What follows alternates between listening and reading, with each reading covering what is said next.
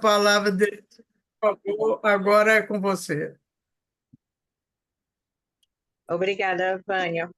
Boa noite para quem é de boa noite, boa tarde para quem é de boa tarde. Se tem alguém de bom dia, mas se tiver, bom dia. Boa Que bom noite, que vocês Denise. vieram. Opa, estou Denise, vendo aí. ainda bem que o Oi. curso é online, né? Essa sala de Sexta com Letras online, porque a chuva que está caindo iria dar Tá, As demais. vantagens do online.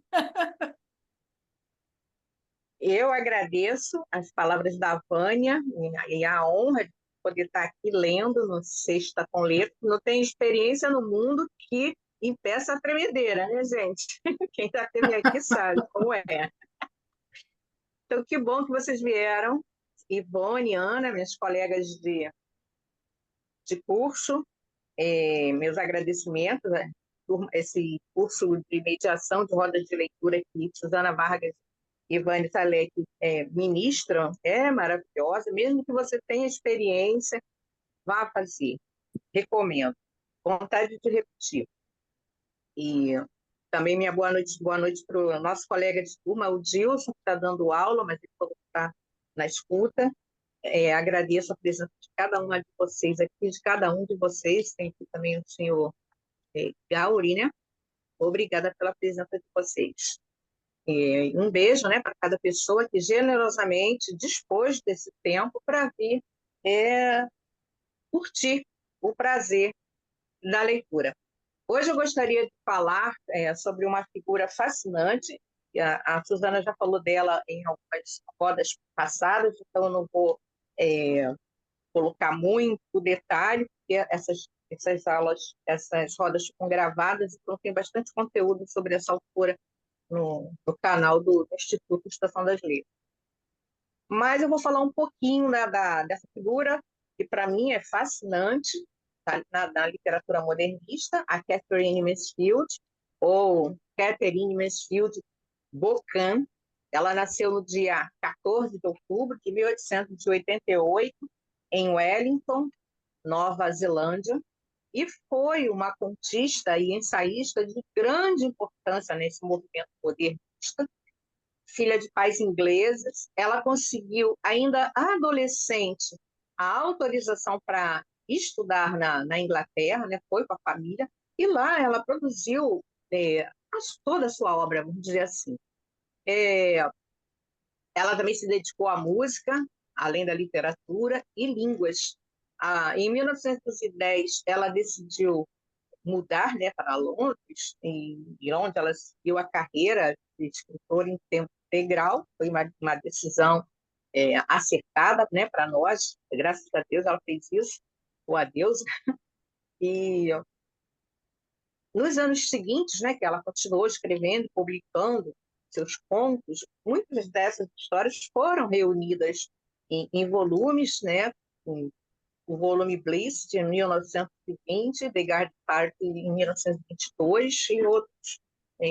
O que a gente está vendo são os 15 contos escolhidos, eu acho que é o mesmo que a Susana usou da outra vez, que são os principais contos. Né? Esse trabalho dela é conhecido pelo lirismo, pela atenção aos detalhes, pela exploração de temas, que ela vai desde o amor, vai até a morte, né? Ela pega a natureza, a realidade, a ficção, ou enfim, é apaixonante. Eu estou apaixonada pela obra de Catherine Mansfield. No entanto, né, a vida da Catherine não foi assim um mar de rosas, né? Ela teve que enfrentar muitos desafios. Ela lutou contra a tuberculose por muitos anos, e teve um casamento tumultuado com o escritor John Middleton Murray, não sei se o inglês está certo, mas seja. Mesmo assim, a determinação da Catherine não diminuiu. Ela lançou várias coleções de contos, e até que a doença foi mais forte, ela faleceu, né, em decorrência da tuberculose, no sul da França, em 9 de janeiro de 1923, com 34 anos de idade, bem jovem ainda. Então, ela foi fortemente influenciada pelo Chekhov. A escrita dela recebeu elogios, e recebe ainda, né, de figuras literárias importantes, como Gabriel Garcia Marques, como Clarice Lispector, como Virginia Woolf, por exemplo, que escreveu no seu diário, e ficou famosa essa frase de que a escrita da Mansfield era a única que lhe causava inveja. Todo mundo conhece bem essa frase da Virginia. Elas foram amigas, né, durante algum tempo. A Virginia publicou um conto na sua editora, e, enfim, era uma figura assim, muito querida dentro do universo literário. Ela abordou temas bem variados nas obras dela, que eu acho assim, bem marcantes, né? A desigualdade entre as classes, a posição da mulher na sociedade. Ela fala sobre isolamento, fala sobre solidão, fala sobre a transitoriedade da vida e da verdade. Então, ela tinha assim, um talento especial para retratar pessoas comuns, é, lavadeiras, donas de casa, crianças, adultos, e o seu desenvolvimento, desdobramento, as suas revelações. Então, tem sim, muita epifania dentro dos contos da Catherine, né? Então, é uma prosa que, embora seja assim, simples, a gente vai olhar, uma dona de casa, uma criança brincando no quintal, parece coisa muito simples, mas é repleta de poesia e de reflexão. Então, a gente vai encontrar nos contos da Catherine mudanças bem marcantes na trajetória dos personagens diante de todos os conflitos e desafios que eles enfrentam. Ela fala de temas difíceis, como crueldade infantil, preconceito social, né, como nesse conto particular que a gente vai ler. E ela abordava esses temas assim com uma minúcia e um poder descritivo assim, bem que a gente pode chamar assim, de quase cinematográfico. A gente consegue visualizar as cenas, tamanha o detalhamento e a minúcia. Então, até hoje, a obra de Catherine é estudada e aclamada. Os seus contos continuam a inspirar e emocionar os leitores. Quem ainda não conhece, a gente recomenda fortemente que leia Catherine Mansfield. Hoje nós vamos ler um dos contos que eu considero mais tocantes da Catherine Mansfield, A Casa de Bonecas. Eu escolhi esse conto, que faz parte da coleção 15 Contos Escolhidos, que foi publicado em 2017, traduzido pela Mônica Maia.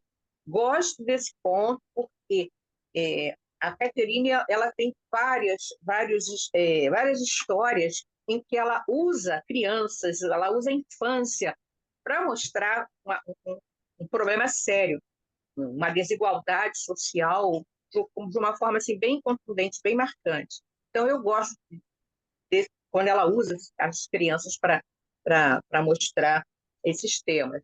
E ela analisa como tem aqui os preconceitos, nesse ponto particular, começam e aparecem bem cedo na vida da criança. Antes de a gente começar, eu queria perguntar uma coisa, né? Não sei se vocês receberam o conto, a Camila mandou, quem se inscreveu, quem está nos grupos do WhatsApp, recebeu o texto. Não sei se vocês tiveram tempo de ler, Eu não mas recebi, eu vou fazer não. quem é no grupo, não? Ah, tá. Então foi só para mim que ela mandou. Tudo bem. É, eu Mas não a gente vai recebi, não. colocar Maria, a gente vai colocar na tela e vamos ler todos juntos, tá bom? Vamos ler agora. Me diga uma coisa, antes da gente começar a leitura. Quantos de vocês, eu vou pedir assim que umas 2 pessoas, 3 no máximo, me respondam, né? Eu fiquei curiosa. Quando eu li esse texto, logo isso veio à minha mente, né? Quantos assim de vocês já passaram por uma experiência quando era criança, na infância, onde quando você desejava muito assim um brinquedo ou alguma coisa, objeto, uma viagem, qualquer coisa que você desejava muito e que via outra criança de uma condição econômica melhor, né, exibir, possuir, né? Levanta a mãozinha aí, quem já sentiu isso, ou escreve no chat, que eu estou curiosa para saber. Eu me lembro de desejar muito uma boneca chamada Amiguinha, não sei se vocês conhecem, eu sou antiga, né? Vocês chegaram a conhecer a boneca Amiguinha, né? Que uma vizinha tinha. Era uma boneca incrível, com um cabelo que a gente podia pentear, roupinhas para trocar, acessórios, e ela era grande. Gente, era pequena, e a boneca ficava em pé do nosso lado, ela era do tamanho das crianças. Então eu ficava fascinada com aquela boneca. Tinha condições de ter uma igual, mas sempre que podia, eu pedia para a vizinha, chamava-se Regina, para ver, e se ela deixasse, né, brincar um pouquinho com a amiguinha. Eu tinha uma vontade louca de ter uma amiguinha daquela. Vocês também têm alguma lembrança assim? Quem quer compartilhar? Ivone, Ganha. Ivone, B. Quem Amiguinha, levantou a mão primeiro? Vânia. Dag, Ivone, B. Nessa ordem. Dag, fala, Ivone vai. e B. quando eu tinha uns 10 anos, estava na moda, era uma bolsa, era uma cestinha de plástico, toda vazada, e a pessoa passava uma fita, feito um gurgurão com laço. E eu era louca por aquilo, e a minha mãe, no momento, não podia. Aí, quando ela conseguiu comprar, já era cafona. Aí eu não podia mais usar na rua, porque todo mundo dizia que aquilo era cafona. Aí eu brincava em casa com as bonecas, com a tal bolsinha de plástico com um gurgurão enfeitado. Essa é a minha Olha, lembrança. oh, que bacana. Ivone, obrigada, Ivone, Dag. É, a minha infância, eu queria bonecas caras, bonecas lindas, mas eu só ganhava para Pedro. Alguém conhece para Pedro? Não. Sim, É um boneco de é. plástico, que não fazia nada, não dobrava nada, não tinha cabelo, não tinha nada.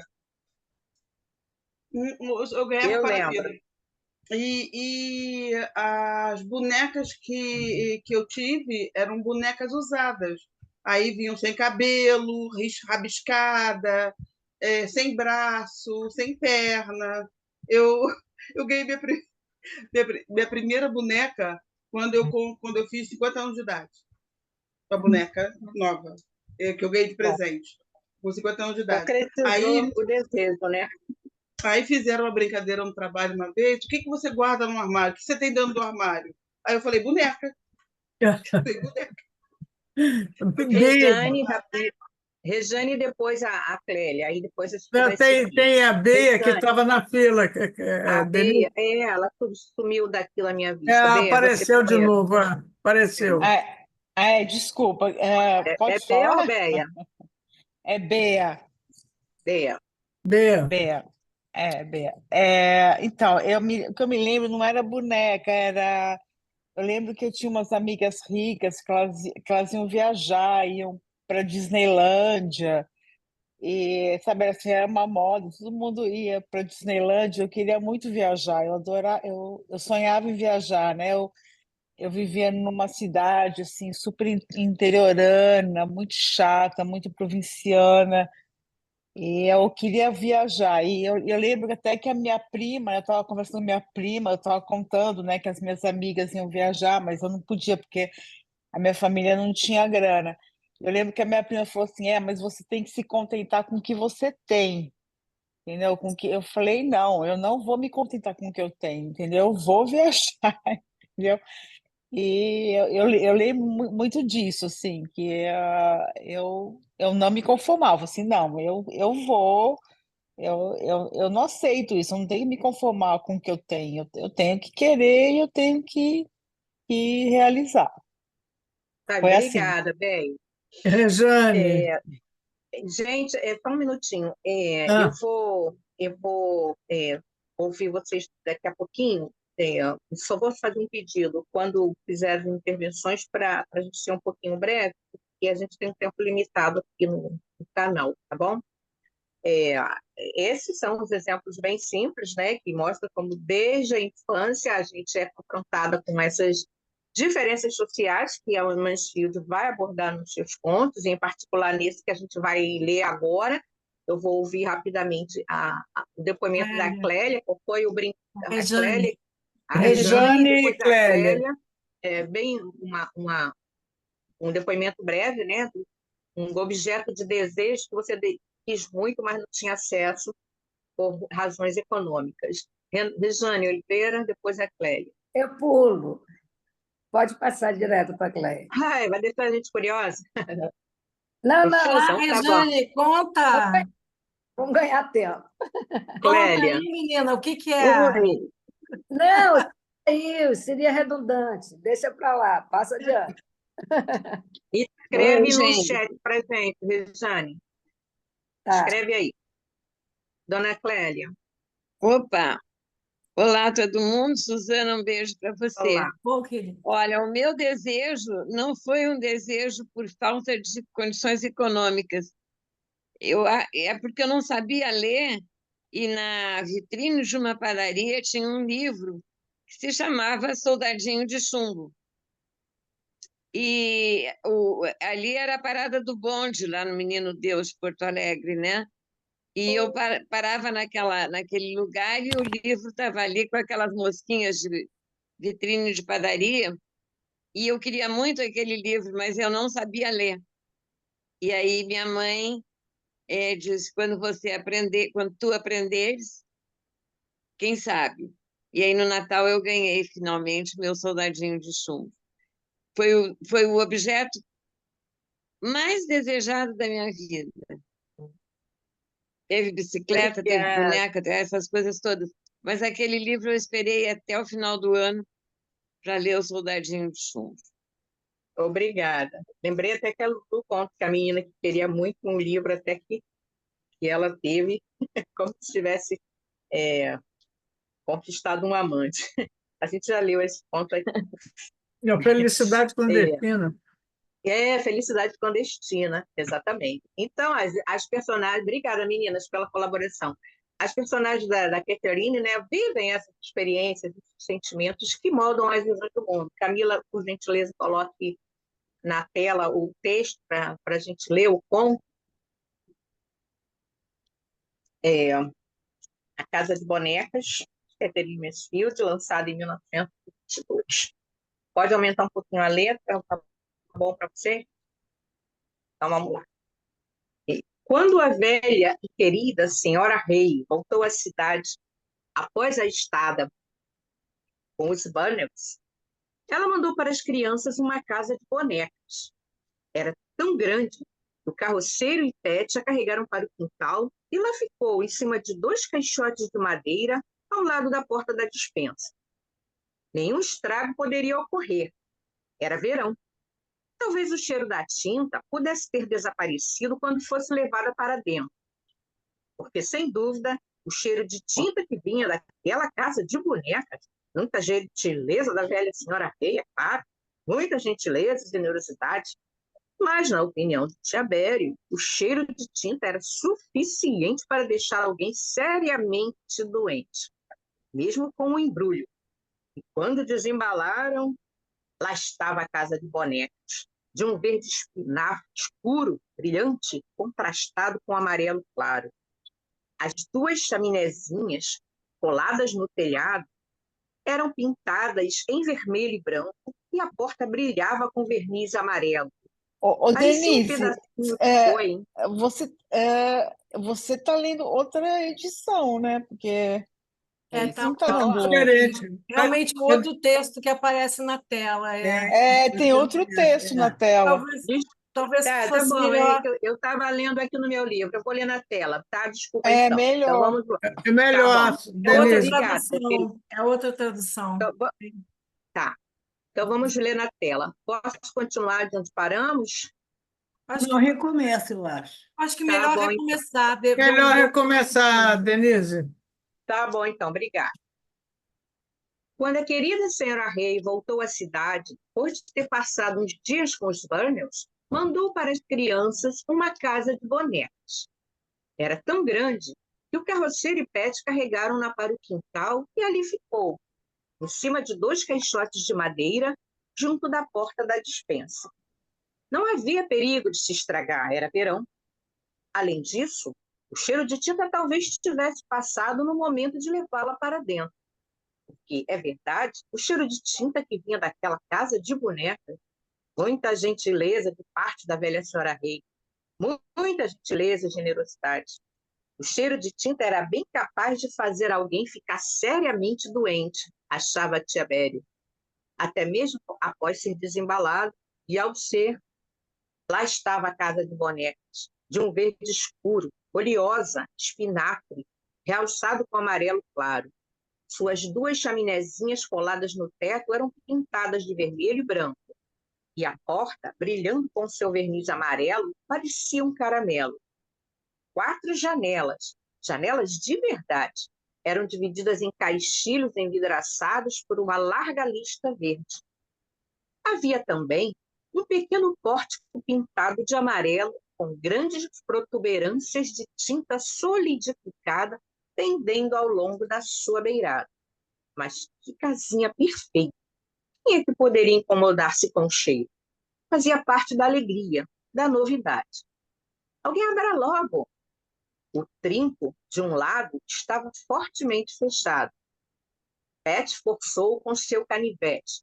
Toda a fachada da casa girou para a frente e pronto. Todos olharam juntos ao mesmo tempo para a sala de visitas e a sala de jantar, a cozinha e os 2 quartos. Aquilo sim que era maneira de se abrir uma casa. Por que todas não se abriam daquele jeito? Era muito mais emocionante do que espiar pela fresta de uma porta e ver um pequeno hall com uma chapeleira e 2 guarda-chuvas. Era aquilo, não era? Você gostaria de saber sobre uma casa ao levar a mão à maçaneta. Talvez fosse assim que, ao dar uma volta silenciosa com o anjo, Deus abrisse as casas tarde da noite.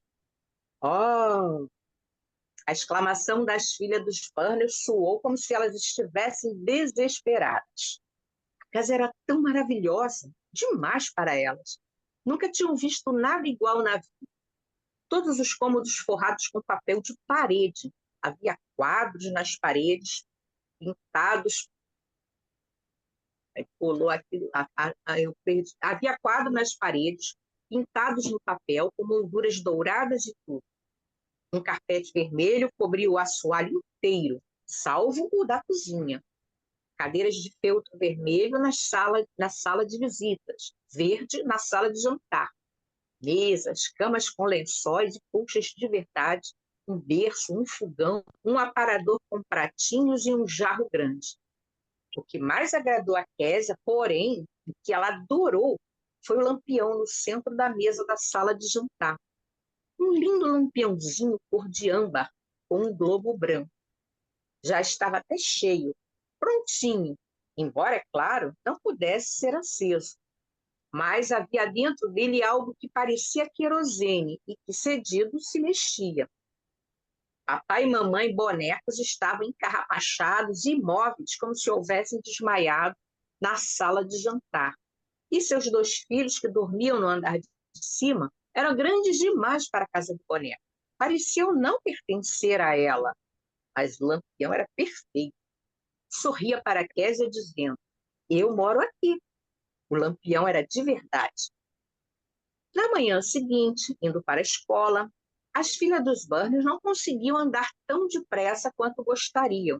Elas estavam loucas de vontade de contar para todo mundo, de descrever, em suma, de gabar-se da casa de bonecas delas antes que a campainha tocasse. Sou eu que vou contar, disse Isabel, porque eu sou a mais velha, e vocês 2 podem completar depois, mas eu conto primeiro. Não havia o que contestar. Isabel era uma mandona, tinha sempre razão. E Lotte e Késia conheciam muito bem os poderes que detinha por ser a mais velha.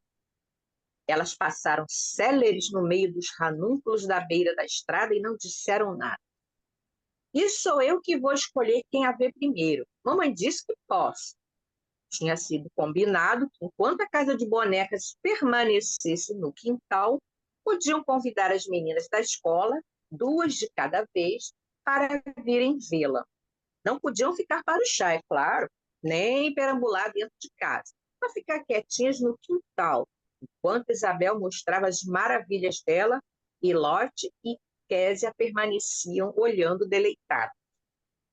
No entanto, embora se apressassem o mais que podiam, Ao chegarem à cerca coberta de piche do pátio dos meninos, o sinal tocou. Tiveram tempo apenas de tirar rapidamente os chapéus e entrar na fila antes do início da chamada. Azar. Isabel tentou compensar, assumindo uns ares importantes e misteriosos, cochichando com a mão, escondendo a boca, para as meninas que estavam perto dela. Preciso contar uma coisa para vocês na hora do recreio. Chegou a hora do recreio e cercaram Isabel. As meninas da turma quase brigaram para passar os braços em torno dela, puxá-la à parte, sorrir bajuladoramente, ser a sua amiga especial. Ela concedeu uma verdadeira audiência debaixo dos gigantescos pinheiros num canto do pátio. Acotovelando-se, dando risadinhas, as meninas comprimiam-se. As duas únicas que se mantinham fora do círculo eram as que sempre ficavam de fora, as Kelvins. Elas não fariam a besteira de chegar perto das Burners. O caso era que a escola em que as Burners estavam não era absolutamente aquela que os pais teriam escolhido. Se houvesse possibilidade de escolha, mas não havia. Era a única escola num raio de várias milhas. Em consequência, as meninas do lugar, as filhas do juiz, do doutor, do dono do armazém, do leiteiro, eram obrigadas a misturar-se. Para não falar de igual número de meninos grosseiros, broncos. Mas a linha divisória,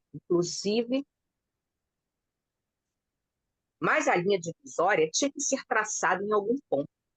Este ponto eram as Kelvins. Muitas crianças, inclusive as Burners, estavam proibidas de falar com elas. Passavam pelas Kelvins de cabeça inclinada e, como elas davam o tom geral de comportamento, todo mundo evitava as Kelvins, inclusive a professora. Inclusive a professora tinha uma voz particular para elas e um sorriso significativo para as outras meninas quando Lil Kelvin vinha até sua mesa com um buquê de flores horrivelmente vulgares. Eram filhas de uma lavadeirazinha despachada e trabalhadora que batia de porta em porta todos os dias. Uma coisa horrível mesmo. De onde andava o Sr. Kelvin? Ninguém sabia ao certo. Dizia-se que estava preso. De modo que elas eram filhas de uma lavadeira e de um presidiário. Ótima companhia para as filhas dos outros. E tinha o mesmo jeito disso. Era difícil entender por que a senhora Kelvin fazia com que elas dessem tanto na vista assim. Na verdade, vestia-as com pedaços que lhe foram dados pelas pessoas para quem trabalhava. Lil, por exemplo, que era uma menina decidida, desembaraçada, sardenta, ia para a escola com um vestido feito de um avental de sarja verde dos Burners, com mangas de feltro vermelho feitas com as cortinas dos lobos. O chapéu dela, empoleirado no topo da sua testa alta, era um chapéu de mulher adulta que pertenceu outrora a Miss Leck, a gerente dos Correios. Era virado para cima na parte de trás e enfeitado com uma grande pena escarlate. Lil parecia um espantalho. É impossível não rir dela. E a sua irmãzinha, nossa Elsa, usava um vestido branco comprido, uma espécie de camisola e um par de botinas de menino. Mas vestisse o que quisesse, nossa Elsa continuaria tendo um aspecto esquisito. Era uma menina magricela, de cabelos curtos e olhos enormes e solenes. Uma corujinha branca. Ninguém nunca a tinha visto sorrir. Quase não falava. Vivia agarrada à irmã, sempre grudada no pedaço da saia de Lil. Onde a outra ia, nossa Elsa ia atrás. No pátio, na estrada, a caminho da escola ou voltando para casa, lá vinha Lil na frente e nossa Elsa agarrada a ela atrás. Somente quando queria alguma coisa ou estava cansada, nossa Elsa dava um puxão em Lil e ela parava e virava para trás. As Kelvins sempre se entendiam. Agora elas rondavam por perto. Ninguém poderia impedi-las de escutar. As meninas viraram-se e sorriam zombeteiramente para ela. Liu, como de costume, dava o seu sorriso abobalhado e envergonhado, e nossa Elsie limitava-se a ficar olhando. A voz de Isabel, toda a prosa, continuava contando. O carpete fez grande sensação, assim como as camas com lençóis e colchas de verdade e o fogão com a portinha do forno. Quando terminou, Késia interveio. Você se esqueceu do lampião, Isabel. Ah, é, disse Isabel. Tem um lampiãozinho todo de vidro amarelo com um globo branco em cima da mesa da sala de jantar. Até parece de verdade. O lampião é o melhor de tudo, exclamou Késia.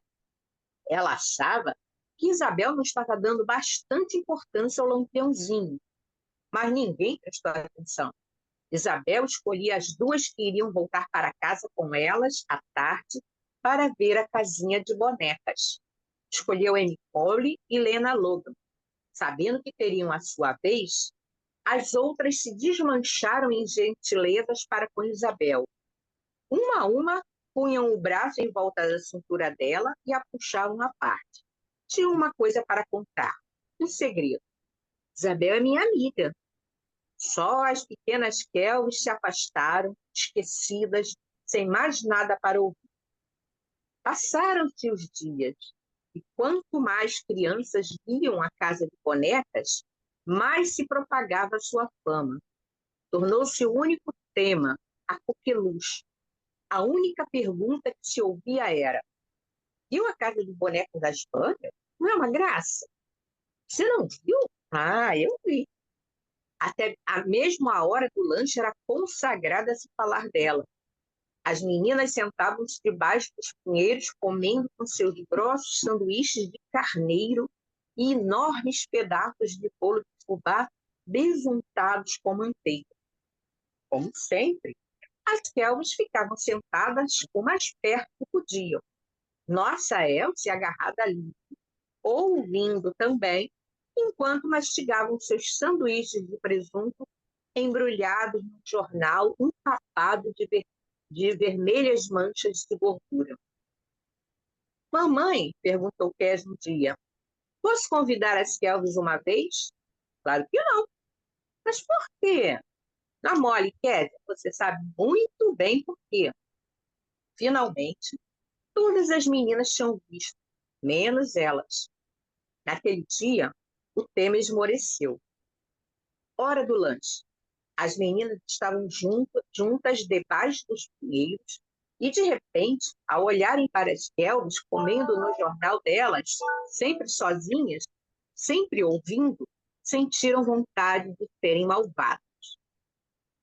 As meninas estavam juntas debaixo dos pinheiros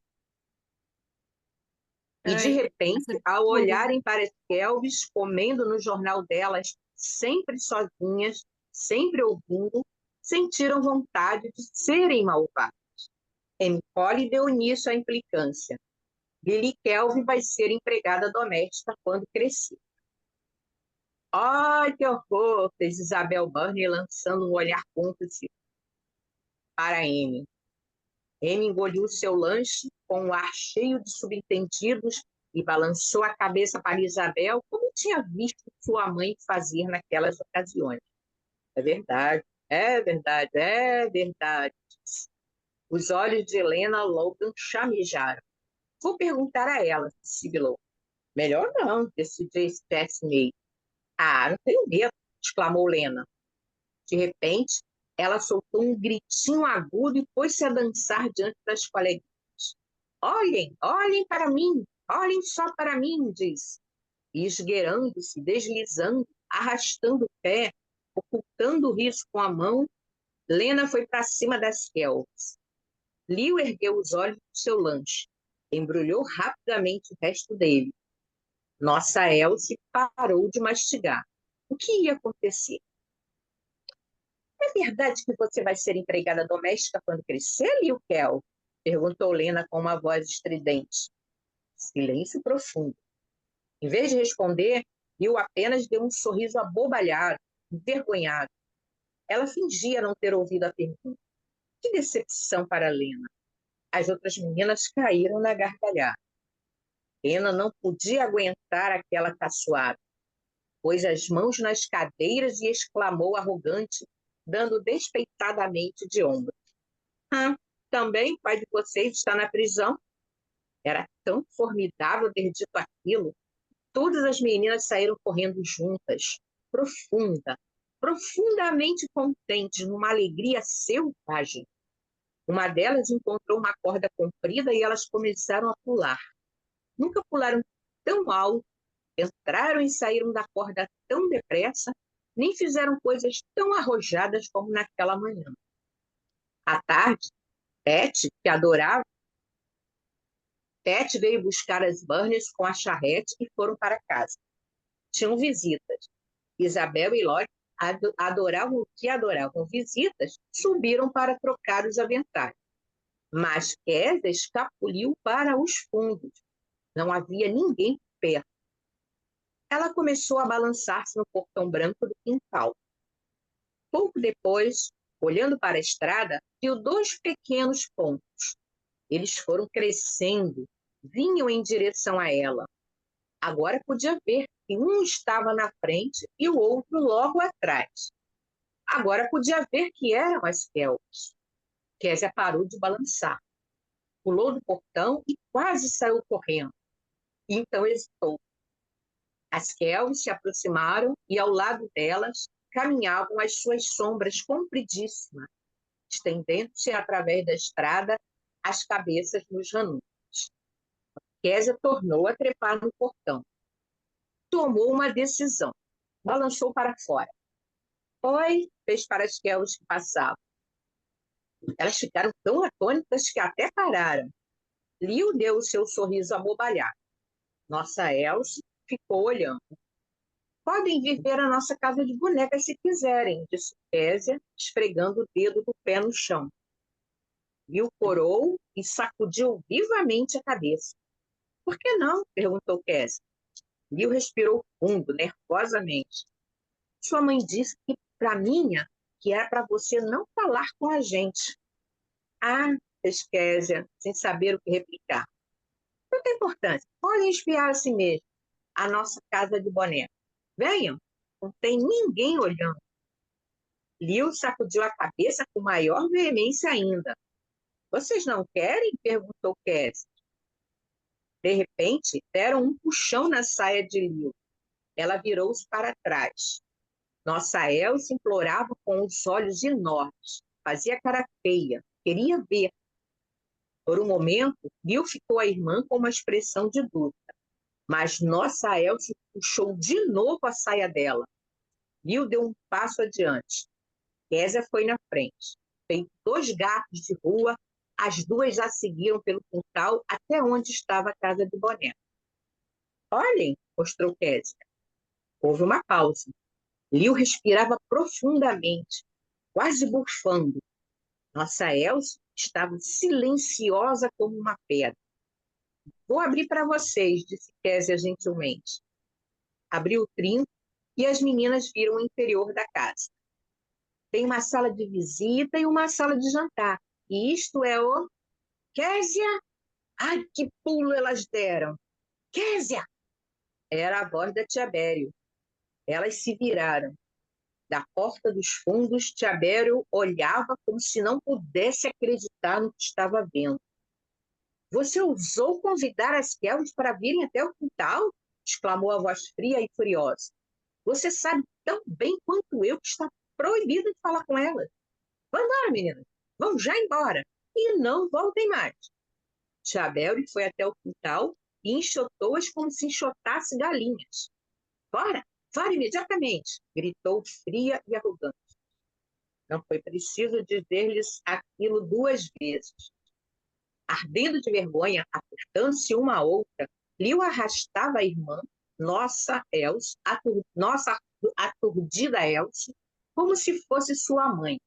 Atravessaram sem saber de que jeito o grande quintal e passaram comprimidas pelo portão branco.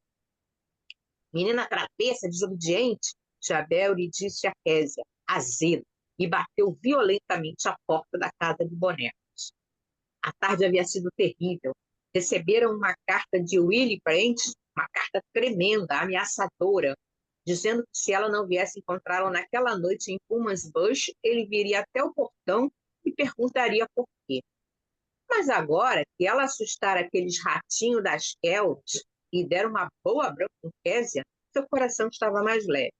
Aquela pressão horrível cessara. Retornou à casa cantarolando. Quando as Kelvins ficaram bem longe da vista dos Burners, sentaram-se para descansar um pouco numa grande manilha vermelha à beira da estrada. As bochechas de Lil ainda estavam ardendo. Ela tirou o chapéu com a pena e colocou-o sobre os joelhos. As duas olharam sonhadoras por cima do campo de feno, além do remanso do ribeirão, para a cerca de madeira do curral, onde as vacas dos Logans esperavam para serem ordenhadas. E o que as Kelvins estariam pensando? Agora, nossa Elsie apertou-se mais à irmã. Já tinha se esquecido daquela mulher furiosa. Estendeu um dedinho, afagou a pena do chapéu e sorriu o seu sorriso raro. Eu vi o lampiãozinho, disse ela mansamente. Daí, ambas voltaram a ficar em silêncio. Obrigada, Camila. Pode retirar a tela, por favor? Normalmente eu perguntaria a alguém, né, para fazer um resuminho bom, mas a gente precisa acelerar um pouquinho por causa da hora, então eu vou remir o tempo, né? Fazendo assim um resumo simples do conto, A Casa de Bonecas, da Catherine Mansfield, as meninas de uma família rica ganham uma casa de bonecas e querem mostrá-la às colegas da escola e não convidam duas crianças pobres, que são humilhadas e isoladas, e mesmo assim, uma das meninas ricas decide convidá-las para espiar a casa de bonecas. Então, eu vou, em suma, resumindo o texto, né, que parece bem simples, é isso, mas esconde assim, umas reflexões bem profundas. Então, nós vamos abrir uma roda de conversa agora. A Vânia vai me ajudar, anotando quem for levantando as mãos, por favor. E quem não quiser levantar a mão para falar, pode escrever no chat também que a gente lê. Né? Como o conto foi escrito por uma mulher, e as personagens são meninas, são mulheres, né? As crianças, a senhora Rei, a tia Bel, a professora, as duas senhoras, né? A Kelvin e as Burners, nós podemos notar claramente aí uma intenção feminista ou feminina, como queiram, né? Nessa narrativa. A gente observa quase a inexistência de personagens masculinos.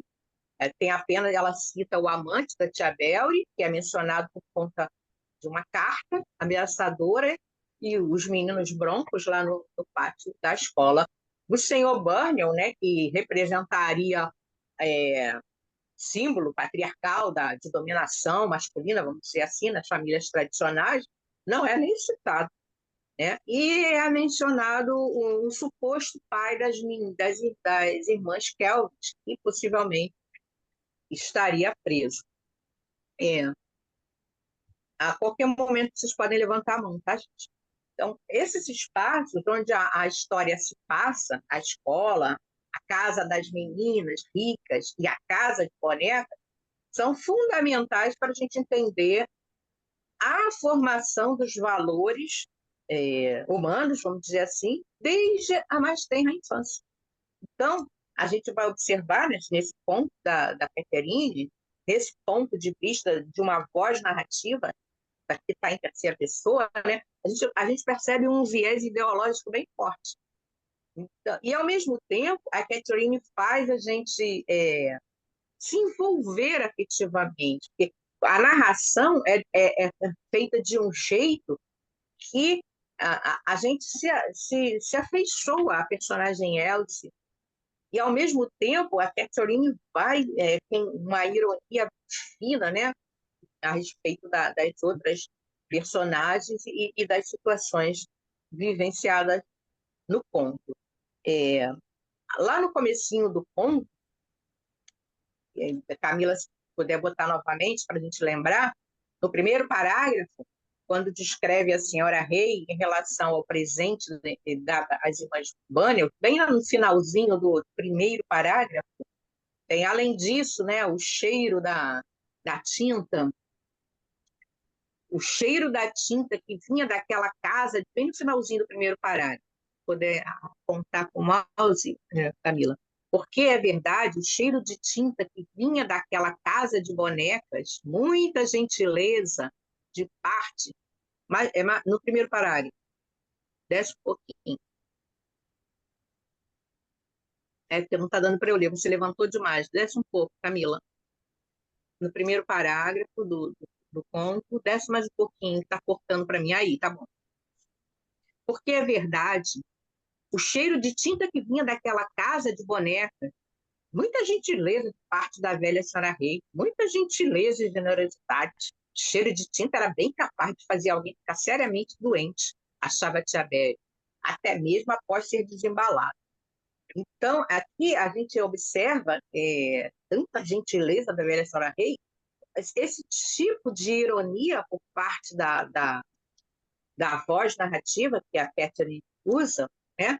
Aí já pressupõe uma crítica aos valores burgueses da época. Então, a gente vai, né, através da leitura do conto, observando as questões, né, que se referem às classes sociais, ou seja, de um lado, uma burguesia, do outro lado, né, o trabalhador, o proletariado, vamos dizer assim, considerando que o conto envolve personagens ricas e personagens pobres que estudavam na escola, e porque na cidade só havia uma escola para atender tanto público quanto privado, e, consequentemente, essas crianças ricas e essas crianças pobres eram obrigadas a conviverem, a socializarem. Eu acho uma ironia fina da Catherine. Camila, pode retirar a tela, por favor? Obrigada.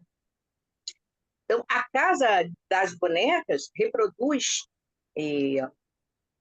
na maioria dos detalhes, aquela ostentação, aquele requinte das casas, das classes socialmente favorecidas, vamos dizer assim.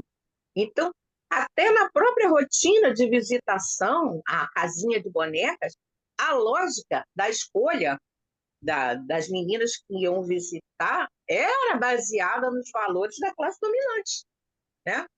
E entre outras coisas, proibiam o contato com as pessoas mais pobres, como se a pobreza fosse algum tipo, né, de doença, uma coisa assim. Então, a gente vai lendo uma historinha infantil. Aliás, esse conto, né, nem é destinado ao público infanto-juvenil, diga-se de passagem. Então, dois aspectos da casa. Alguém levantou a mão, Antônio? Não, né? Você vai Não, me por avisar, né? enquanto não. Não, por enquanto Tá. vou. Eu estou aqui distraída, você me avisa. Não, pode deixar, Dois, está vivo. tá bom. Dois aspectos da casa eu quero chamar a atenção. A forma de abertura, eu ri na hora que eu li esse pedacinho, e depois a presença do lampião sobre a mesa de jantar. Então, após a primeira descrição da casa de bonecas, primeiro a gente vê o exterior, né? Ela descreve as cores e tudo mais, as meninas estão ansiosas, pedindo que a casa fosse aberta logo. Aí, quando ela abre, a Camila pode botar, para a gente lembrar, né? Acho que é o quarto parágrafo, se eu não me engano, quando ela descreve a abertura da casa. O gancho lateral estava preso, muito preso, aí o Pet tem que apertar com o canivete. O trinco de um lado estava fortemente fechado.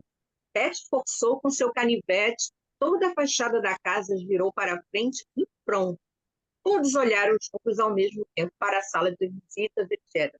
Aí, no finalzinho, ela fala assim: aquilo sim que era a maneira de se abrir uma casa. Talvez fosse assim que, ao dar uma volta silenciosa com o anjo, Deus abrisse as casas tarde da noite. Pode fechar, Camila. Obrigada. Esse pedaço eu achei assim interessantíssimo, essa referência a Deus abrindo casas tarde da noite. Aí a gente vê uma crítica eu diria assim, aquela vigilância constante da moralidade que é imposta pela religião, ou pelo sistema, pelo governo, pela família, pelo patriarcado, né? Então, vê lá, ele vê tudo, ele tudo vê, ele está de olho em você. É como se a Mansfield estivesse insinuando que, assim como a Casa de Bonecas revela todos os segredos quando ela é aberta, ela abre toda, né? A vida das pessoas, né? Todas as complexidades, né, não precisam ser constantemente julgadas ou observadas sob um olhar divino, sob um olhar governamental, sob um olhar patriarcal. Então, é uma crítica bem fina aí a essa. Pode falar, Vânia, Denise, por favor. em relação a essa questão do olhar, eu acho que existe. Eu ri muito quando eu li a descrição dessa casa, porque me parece uma coisa assim, de uma ironia, quer dizer, o ponto de vista, quando você fala da narração, o ponto de vista de quem está descrevendo, quer dizer, parece também daquele pessoal super snobíssimo, entendeu? Quando descreve a cor, as cores, a organização, como que coisa escafona, coisa mais horrorosa. É como se fossem aquelas pessoas assim de nariz empinado. Quer dizer, quer ver? Eu acho que Camila, se der para botar no texto, eu não sei o que é que vocês acham. O que é que vocês acham desse pedaço assim que. Deixa eu ver se. Que fala coisa horrorosa? Um pouco em cima, um pouco o parágrafo acima, Camila. Aqui, lá estava Lá estava, aqui, cara. a casa de um verde escuro, oleosa, espinafre, realçado com amarelo claro. Suas duas chaminézinhas colaram pintadas de vermelho e branco e a porta, brilhando com seu verniz amarelo, parecia um caramelo. Quer dizer, já me parece a casa, o presente já recebido, Com pelo desdém. menos alguém está achando medonho. Me parece isso. Alguém está achando mesmo. 4 janelas de verdade eram divididas em caixilhos por uma larga lista. Havia também um pequeno poste com grandes protuberâncias de tinta solidificada. Até a pintura foi super mal feita e fora, na hora de abrir, tem que abrir arrebentando tudo, né? Quer dizer, eu não Eu sei, eu tive a achei impressão essa que era descrição a primorosa, tia, né? entendeu? Quer dizer, do olhar do snob, a coisa snob, sabe? Quer dizer, sem usar um adjetivo em relação a isso. É. Exato. É verdade. Obrigada, Vânia. Esse pedantismo, né? Essa superioridade dessa classe social que predominava. Essas críticas refletem, né, uma sociedade. Lembrando, né, que o conto foi escrito em 1902, se não me engano, uma sociedade em transformação. Os valores começaram a ser questionados e os autores modernistas, como a Mansfield, buscavam novas maneiras, novas formas de entender e representar a realidade. Então, eu acho que essa ironia fina, né? Ela está contando uma historinha de uma casinha de bonecas e tome crítica social aí, né? Muito interessante. Camila, deixa eu ver o rostinho das pessoas, estou vendo. A voz, eu vou aqui ousar, eu gostaria que você desse a sua opinião. A voz narrativa, como a Vânia falou, pressupõe uma questão que eu vou chamar aqui de iluminista, né? Simbolizada por essa lamparinazinha que aparece lá e é referida várias vezes durante o conto, né? Que chama a atenção da Késia e tem assim um significado especial, não só para ela, mas como para outra menina pobre mais adiante, né? Então, no contexto da casa de bonecas, a lamparinazinha seria essa busca, né, pela clareza, pelo entendimento, pela verdade, que eram elementos centrais do feminismo e a gente contextualizando o ponto, né, na época em que ele foi escrito. Então, essa pequena luz ali representa, digamos assim, a luz da razão, que ilumina a escuridão, da ignorância, dos preconceitos sociais. Ela vai mostrando, né, os preconceitos, a desigualdade, a crueldade que é incutida desde a infância. As crianças vão reproduzindo esse comportamento que é ensinado pelos adultos. De um lado, essa crueldade, esse elitismo, esse preconceito, essa segregação provocada pela classe dita dominante, e, por outro lado, a subserviência, aquele conformismo da classe proletariada, vamos dizer assim. Então, de tal modo, esse objeto, esse lampiãozinho, ele vai representar um elemento, né, um elo de transição, de transformação para essa personagem, a Rica, a Késia, e para a personagem que ele chama de Nossa Elsa, né, para ela ter a oportunidade de ver a Casa de Boneca. Então, o conto, eu achei assim, fenomenal. Olha, tudo que a Catarina faz tem um propósito, né, bem diferente. Ela coloca as duas meninas, a menina burguesa, a Késia, e a Nossa Elsa, que eu acho perfeito, né? Essa maneira como ela nos obriga a ter assim, um sentimento em relação a personagem, essa afetividade envolve a gente quando está lendo. Então, Késia e Elsa, que são de classes sociais diferentes, elas são colocadas como protagonistas de um movimento liderado por meninas. E é muito interessante a Catherine botar meninas, porque conforme a gente vai observando na narrativa, essa ideia que ela bota, né, de mudança nos valores, a menina rica, ela muda toda a sua concepção, ela questiona as ordens, ela subverte a tradição, né? A Catherine coloca esse processo de mudança, de transformação, através de mulheres, e não só de mulheres, são meninas. Isso é muito, muito significativo. Então, tanto Késia, a rica, quanto a Elsa, a pobre, ambas rompem as tradições, né? E por elas serem ainda muito meninas, muito jovens, fica bem claro no ponto essa possibilidade de mudanças, né? E a inclusão das mulheres na modernidade. Aliás, isso é uma outra característica, né, que é da Catherine, colocar a mulher como no centro da Denise, ação. Oi, Maria Alice, a Maria Alice. é, Tá. Fala, Maria Alice. Liga o seu microfone, Maria Alice, por favor. Boa noite.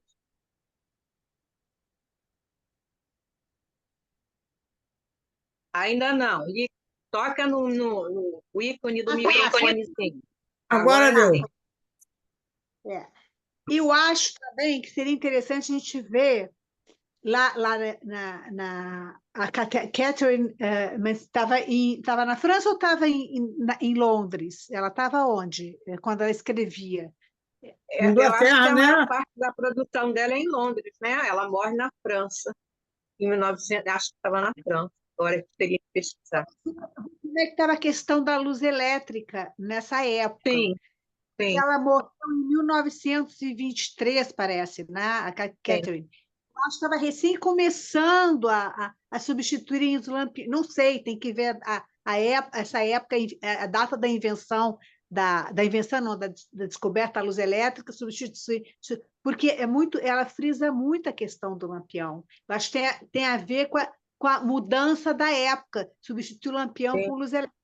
Não era em todo lugar. Aqui no Brasil, talvez não tivesse chegado ainda, não sei. A gente tem que se informar sobre isso, porque é um ponto assim. Ela chama muita atenção para isso, a Catherine Mansfield, entendeu? Então, eu acho que, além de tudo isso que você falou, que eu concordo, eu acho que tem esse aspecto também da invenção. Não é invenção, da possibilidade da luz elétrica substituir os lampiões. Como é que estava isso lá em Londres, lá na França, na Europa e aqui no Brasil também. Eu não sei se na época da Semana de Arte Moderna, que foi 22, já tinha luz elétrica ou era lampião ainda, não sei. Tá, era isso que eu É, queria dizer. muito obrigada, Maria Alice, né? Maria Alice Souza, muito obrigada. É tudo assim um contexto de transformação política, social, econômica, toda a modernidade despontando com toda a sua força em todos os setores. E eu estava me fazendo essa mesma pergunta um pouco antes de começar essa roda, né, sobre esse aspecto do lampião. Mas eu concordo com você também, fiquei curiosa, né, essa transformação de chegar ao progresso, à luz elétrica, mas eu acredito que a Kathleen quis dar mais ênfase a essa chegada da luz no sentido do conhecimento, no sentido do desenvolvimento pessoal, no sentido do desenvolvimento da sociedade e usando a mulher como um agente protagonista para isso, né? Então, eu acho que Eu um pensei momento... também, Denise, Sim, fale, por eu favor. pensei também que o Lampião, como uma coisa, dentro de toda aquela descrição da casa, dos tapetes vermelhos, as coisas forradas de feltro, a cama, os bonecos quase como se estivessem desmaiados, as crianças que eram maiores, parecia que não cabia na casa, a Késia chama a atenção para uma coisa pequenininha, o detalhezinho ali, o lampião. O que chama a atenção dela, o que atrai, vamos dizer, a sensibilidade dela, o que toca mais é o lampiãozinho.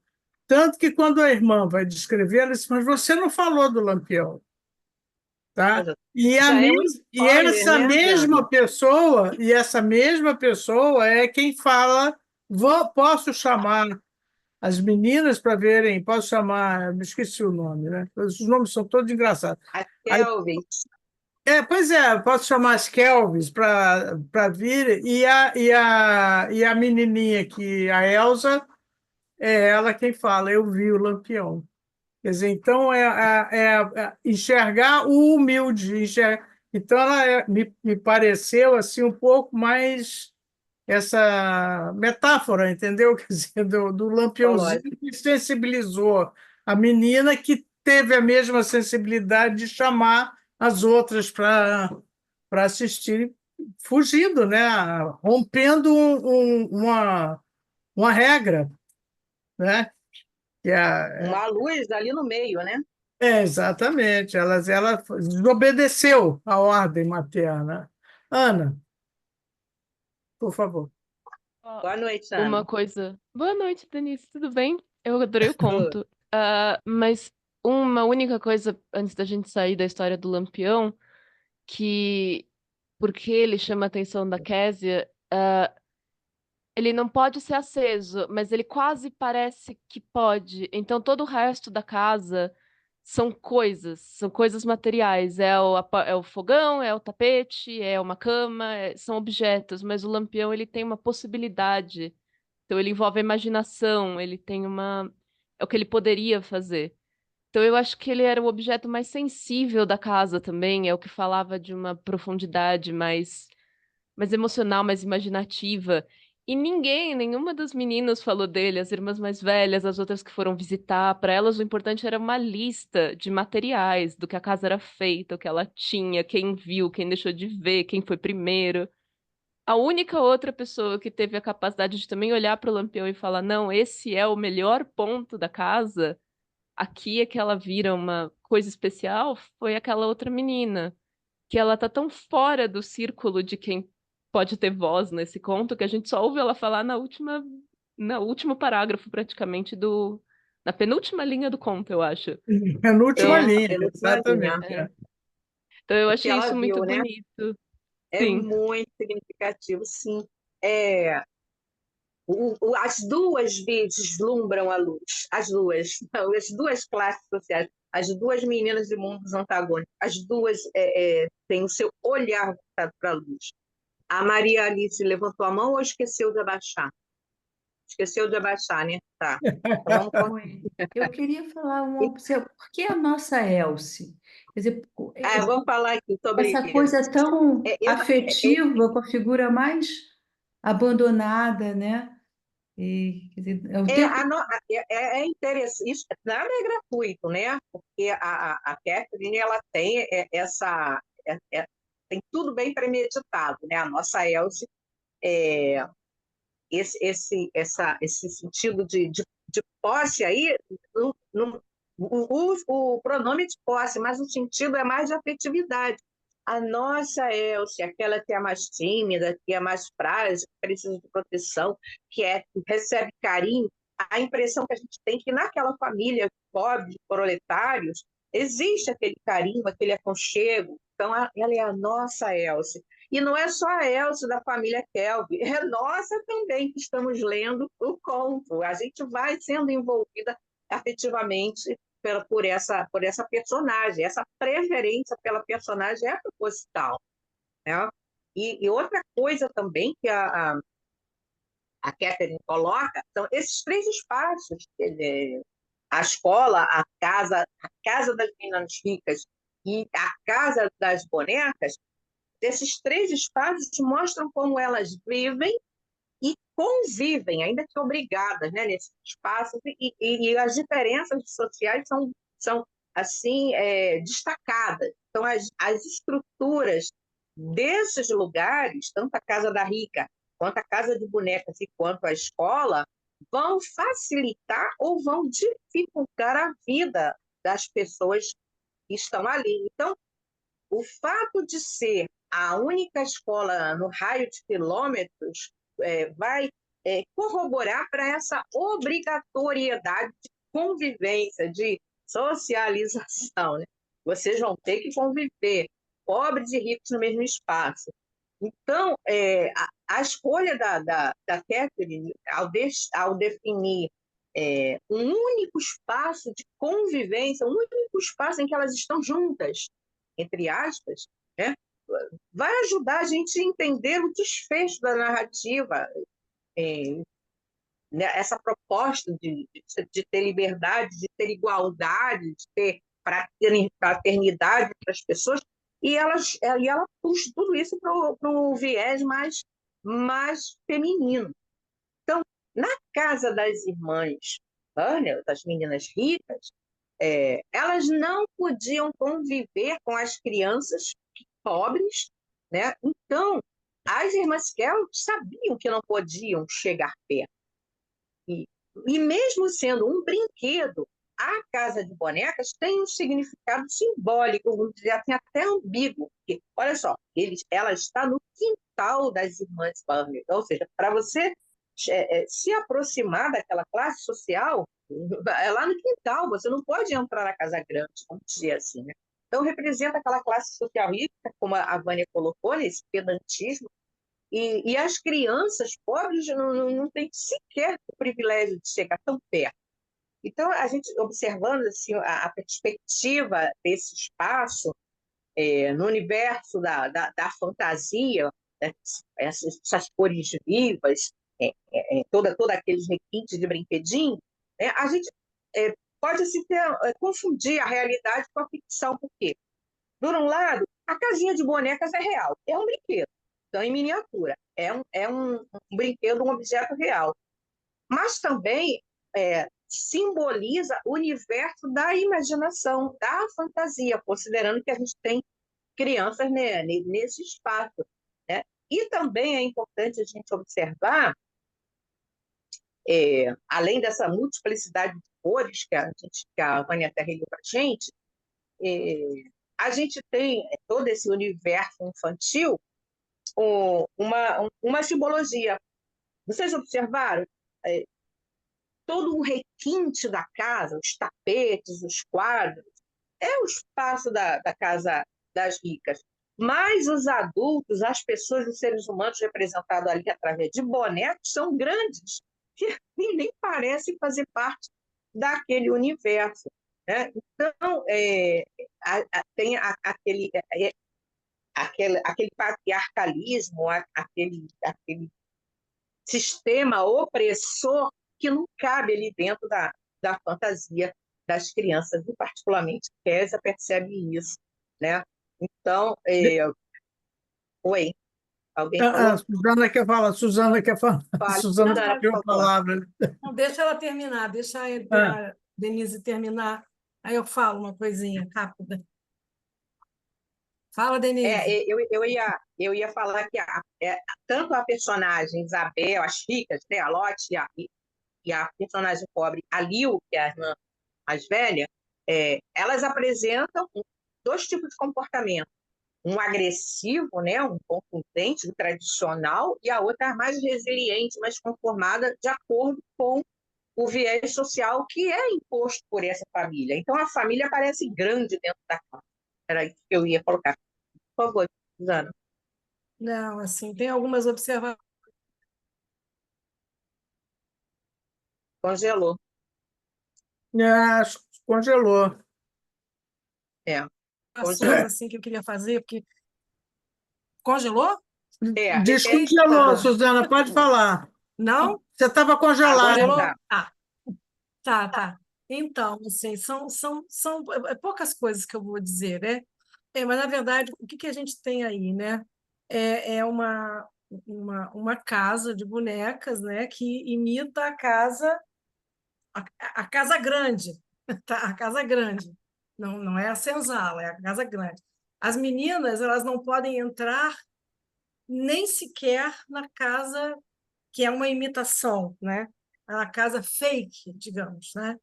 Tem essa questão. Agora, a Catherine, ela tem esse narrar, né? Que é feito de miudezas, né? De detalhes, né? Detalhes.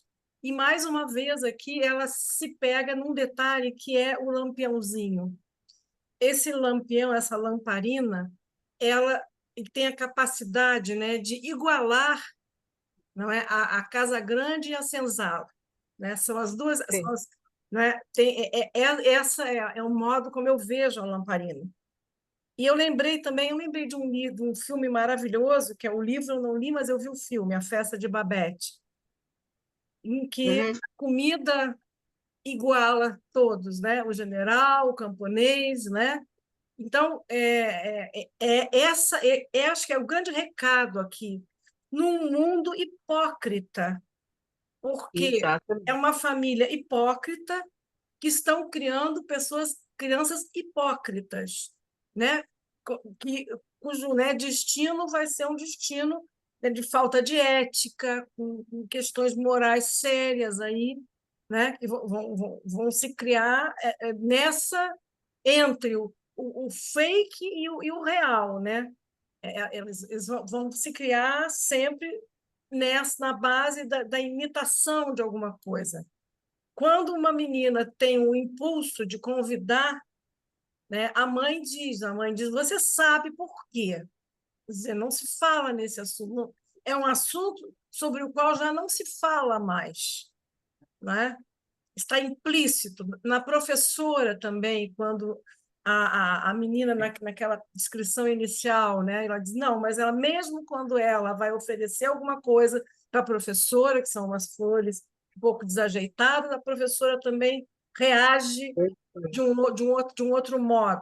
Então, assim, você tem aqui uma coisa incrível, né? Assim, as questões morais e éticas, né? O pai, o machismo também da própria sociedade, né? Elas não têm pai, né? Então esse é um problema, é um defeito. Olha, se elas não têm pai, o pai deve estar preso, né?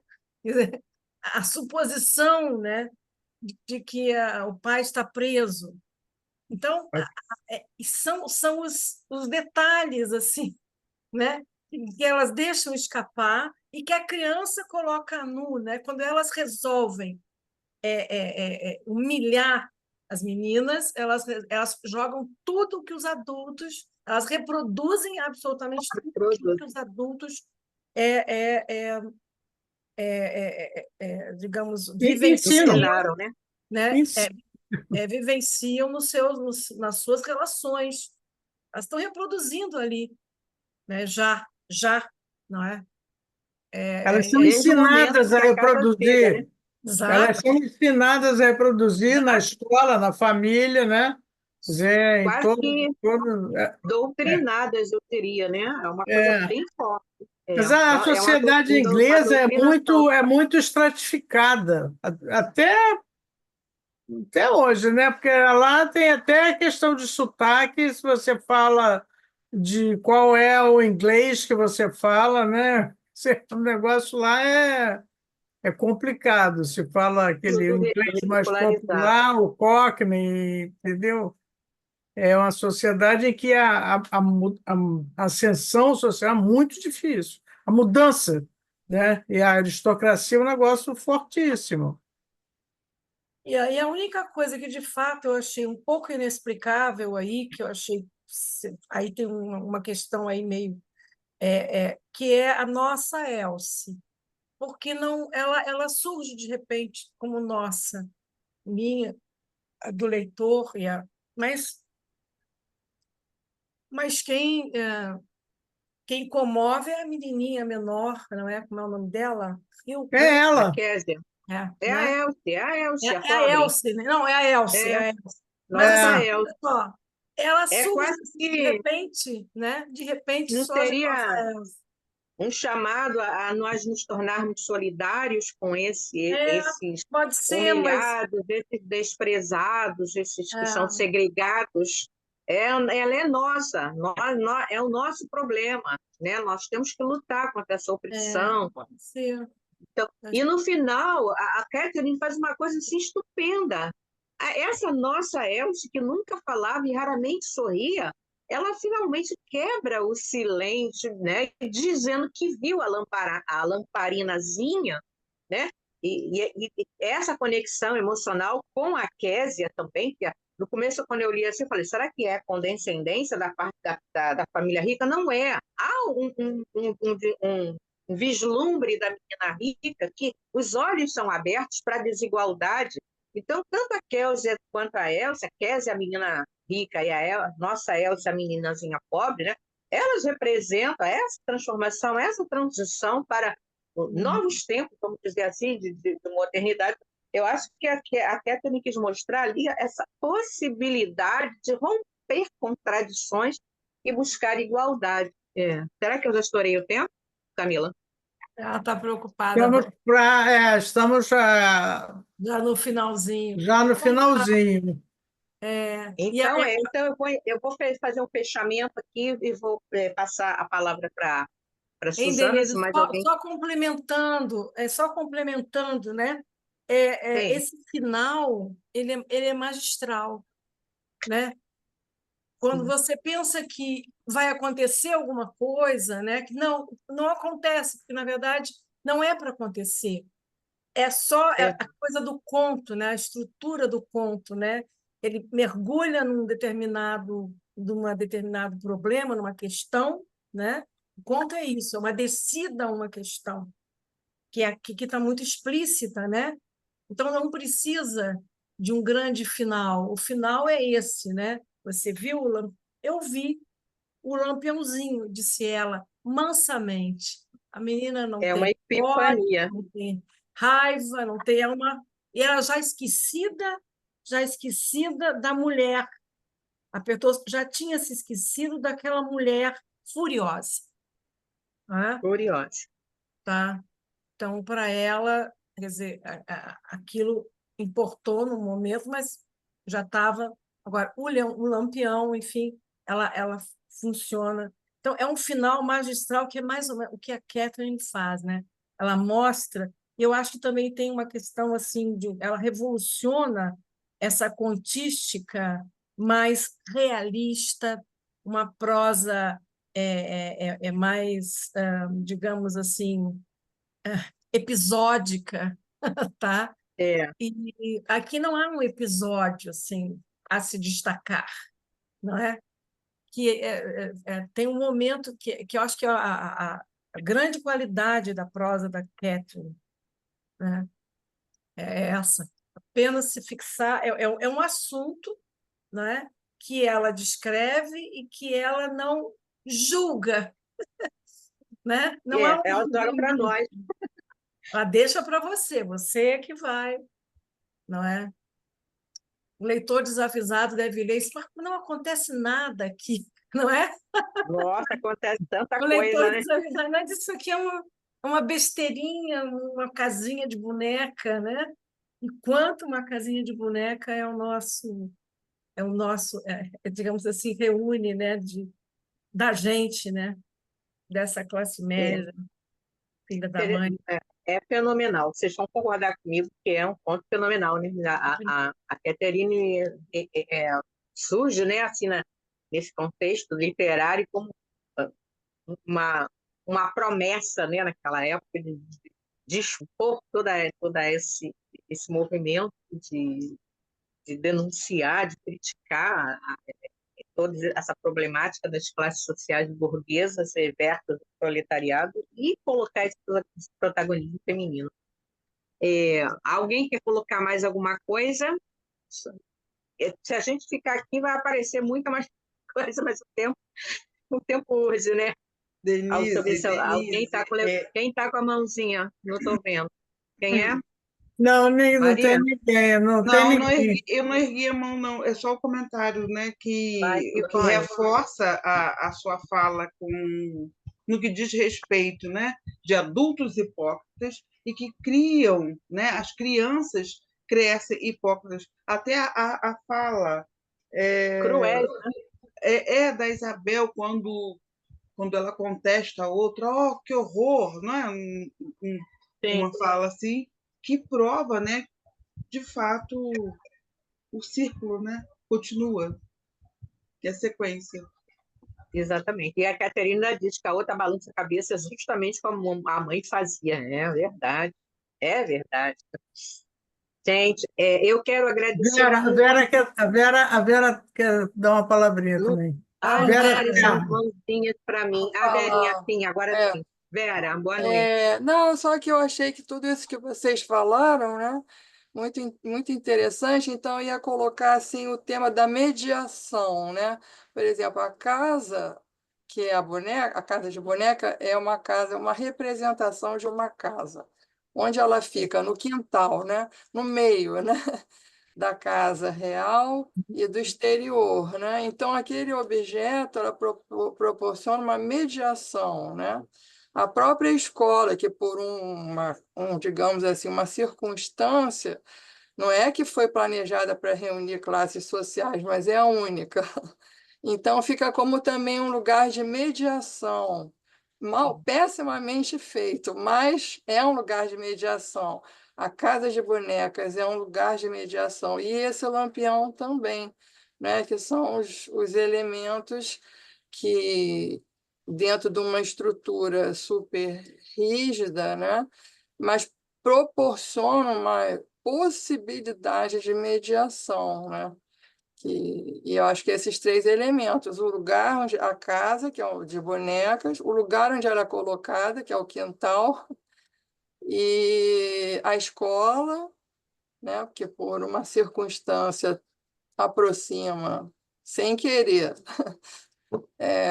as classes sociais, e o Lampião, que vocês citaram, né? Então, acho que tem esses três elementos de mediação pessimamente, não que fossem pensados como mediação, mas que acontecem, né, abrindo essa possibilidade. É isso. Obrigada. Aproxima fisicamente, mas há um distanciamento psicológico, social, né? De todo tipo. É físico, mas não é físico a mediação, mas o social é muito mal, né?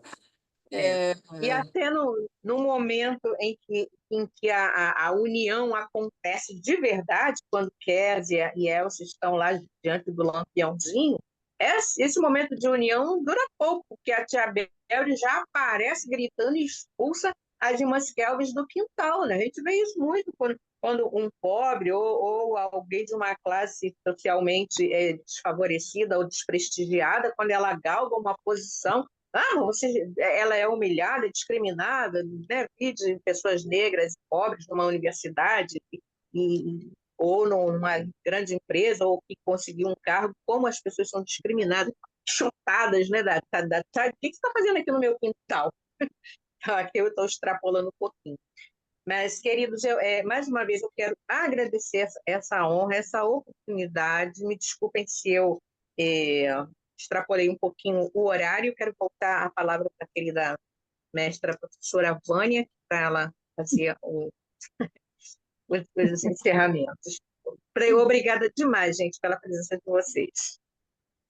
Bom, obrigado a você, Denise, por ter vindo, né? Foi muito bom ter trazido a Catherine Mansfield e esse ponto maravilhoso, foi ótimo. Foi bem. Ana, quer dar uma palavrinha?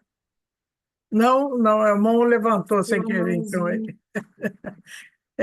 Então, lembrando que quarta-feira teremos o Clube de Leitura do Banco do Brasil. Quem mora no Rio e quiser ir, será um prazer.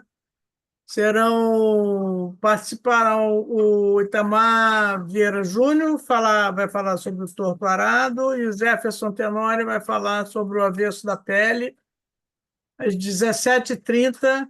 Quem quiser, puder, pode dar o nome lá para a Camila, só mandar para o WhatsApp do Estação das Letras, que a Camila coloca lá no...